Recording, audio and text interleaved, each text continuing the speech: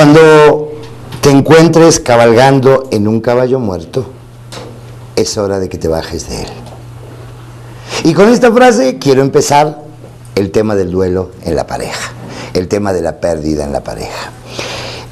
Muchas veces, retomando y parafraseando la frase que acabé de leerles ahora, nos damos cuenta que el caballo en el que estamos cabalgando nomás no. Por más que le queremos dar de comer, por más que le queramos dar respiración boca a boca, por más que queramos darle oxígeno las 24 horas del día, el caballo está muerto. Y es allí, haciendo la analogía con la pareja, cuando tenemos que decir hasta aquí y darnos cuenta qué está pasando. En relación a la pareja, no hay manera, escuchen esto, no hay manera de dejar que haya una pérdida. Y esto puede pasar por dos razones. Puede ser porque alguno de los dos se vaya o porque la propia relación desaparezca. Es decir, cuando entramos en una relación de pareja, igual que cuando hablábamos hace un ratito sobre esta conciencia de la finitud en la vida, también finalmente tendríamos que tomar conciencia de que esto en algún momento de la relación va a ocurrir. Y no necesariamente porque el otro me abandone o porque yo abandone al otro, sencillamente porque llega un momento o por cualquier razón alguno de los dos muera. Y entonces aquí es cuando no estoy preparado a esta pérdida en la pareja. Y finalmente lo que vamos a hablar ahora es cuando finalmente la pareja muere. Y entonces es cuando finalmente tomamos conciencia de la existencia de la pérdida.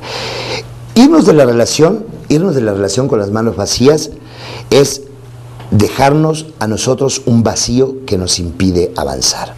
¿Qué quiero decir con esto? Cuando nosotros sabemos que esta relación se está acabando, cuando sabemos que esta relación ya es prácticamente una pérdida y necesitamos darle inicio al proceso de duelo, no solamente necesitamos vivir todas las emociones, todos los pensamientos que finalmente tenemos cuando una relación se termina, sino también evaluar qué tan libres o qué tan pesadas están nuestras manos cuando terminamos esa relación.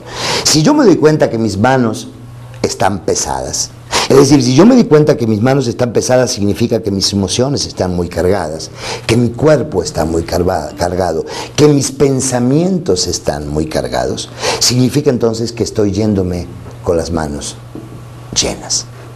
Cuando me doy cuenta que las manos están más livianas, es porque estoy mucho más claro en relación a mis emociones, porque estoy mucho más claro en relación a mis pensamientos y porque estoy mucho más claro en relación a mi cuerpo. Es allí entonces cuando será el punto de darnos cuenta que estamos abiertos para ingresar a otra relación. Yo siempre digo que ingresar a una relación con las manos llenas es castigarme y castigar a la nueva persona con todas aquellas cosas que no cerramos de la relación anterior. Cuando uno no cierra situaciones importantes de las relaciones anteriores, es imperiosamente necesario que tomemos atención, porque consciente y la mayoría de las veces inconscientemente vamos a estar castigando, vamos a estar lastimando, vamos a estar reclamando a esa nueva persona situaciones que no tienen que ver necesariamente con él y que tienen que ver con nuestra relación anterior. Cuando una relación se está terminando, es importante que tomemos en cuenta algunas de las frases que decimos. Una de las frases que decimos es: ¿sabes qué? Necesito un tiempo. Necesito un tiempo para pensar, necesito un tiempo para ver si lo que siento realmente es real o no, y entonces me alejo. Esto yo siempre digo que es un arma de doble filo. Por un lado, hay mucha gente que cuando se toma un tiempo y cuando se aleja, puede recapacitar, puede reflexionar y puede volver desde otro lugar, desde un espacio diferente, desde un espacio propio, desde un espacio de responsabilidad. Y mucha otra gente que dice lo mismo, que necesita un tiempo para recapacitar. Finalmente, lo que inconscientemente está haciendo es atrasar el proceso de la pérdida, atrasar el proceso de la finalización de la relación para justamente no sentir ese dolor que a todos nos da cuando una pareja se rompe. Aquí lo importante es ser honesto con nosotros mismos, porque estoy absolutamente convencido que cuando el amor se va, el amor no regresa. Entonces, ya cada uno que haga sus propias conclusiones.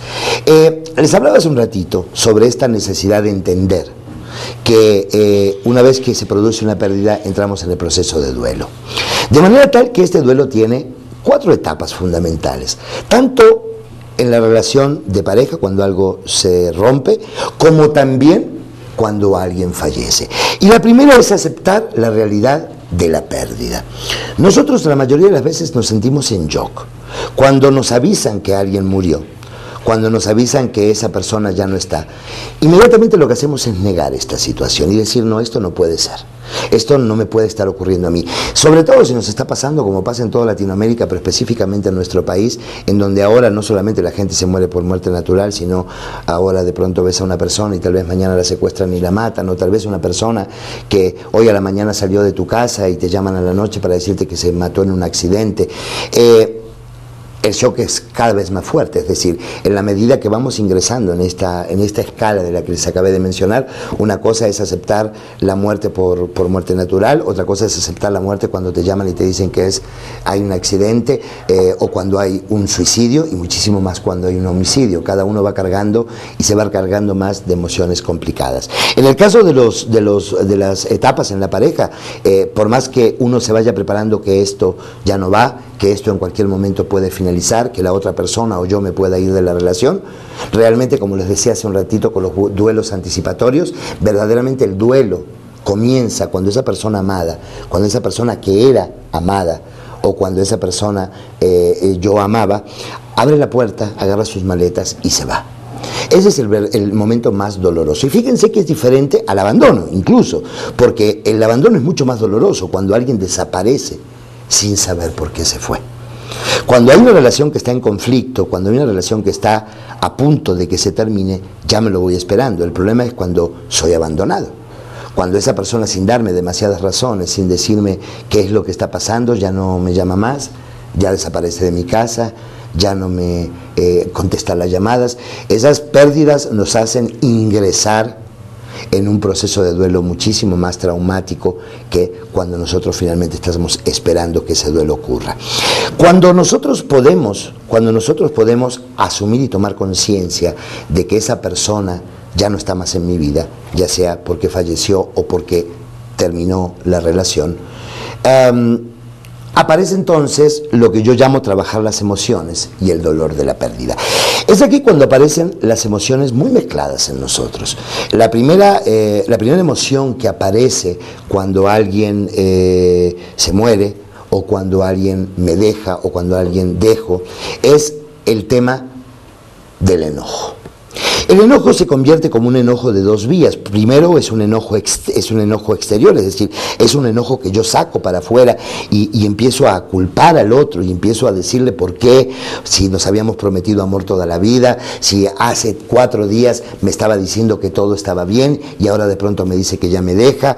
Es un enojo hasta incluso que nos da una especie de satisfacción, porque puedo descargar mucha de esa energía contenida cuando me siento que la relación se terminó, que la persona se va.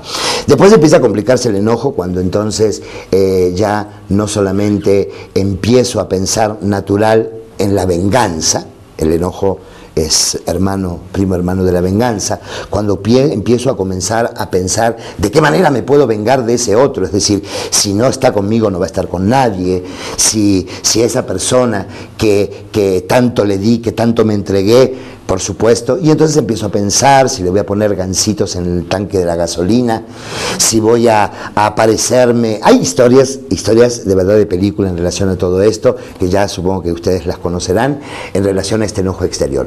Pero luego, cuando ya desgasté ese enojo, hago un paréntesis acá que creo que es importante, la venganza finalmente es una idea que a todos en algún momento nos pasa. El problema de la venganza es cuando la llevamos a cabo, porque finalmente no solamente no le hace nada al otro, sino que nos hace mucho daño a nosotros. Finalmente nosotros nos sentimos muy lastimados y nos sentimos tan agotados y tan poco recuperados que finalmente nos lleva a malos términos, digamos. Entonces cuando se sacía este enojo hacia afuera, Cuando, por ejemplo, se hacía cuando una persona fallece, por ejemplo, de echarle la culpa a los médicos, de echarle la culpa al propio Dios, porque se lo llevó, si era tan joven, si en este momento. Cuando esa culpa se va haciendo más pequeñita, entonces empieza la culpa con uno mismo, empieza el enojo con uno mismo. Y empezamos a decirnos por qué. Si yo hubiese hecho esto, si yo hubiese hecho lo otro, si hubiese tomado la decisión a tiempo. Y entonces empieza este proceso de enojo hacia uno mismo.